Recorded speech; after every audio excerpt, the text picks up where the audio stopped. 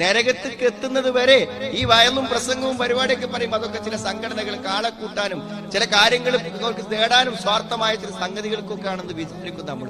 പക്ഷെ സുഹൃത്തുക്കളെ, ഇതൊക്കെ വ്യക്തമായ അറിയിപ്പുകളാണ്.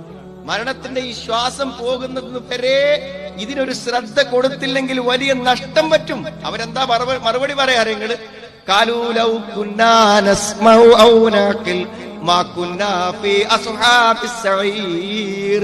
ഞങ്ങൾ ഇതൊക്കെ ഒന്ന് കേട്ടിരുന്നുവെങ്കിൽ, ചിന്തിച്ചിരുന്നുവെങ്കിൽ നരകത്തേക്ക് വീണ. സുഹൃത്തുക്കളെ, ഒരു സമയം ഇത്രയും ആൾക്കാർ ഇവിടെ കൂടി പിരിഞ്ഞു പോകുമ്പോൾ, ഇത്രയും യാഥാർത്ഥ്യങ്ങൾ സത്യസന്ധമായി ഹൃദയത്തിന്റെ ഭാഷയിൽ പറയുമ്പോഴെങ്കിലും എന്തോ ചിലതില്ലേ എന്ന് സുഹൃത്തുക്കളെ മനസാക്ഷിയോടൊന്ന് പറയാൻ ഇതിന്റെ സമാപന സന്ദർഭത്തിനെങ്കിലും തയ്യാറാകണം.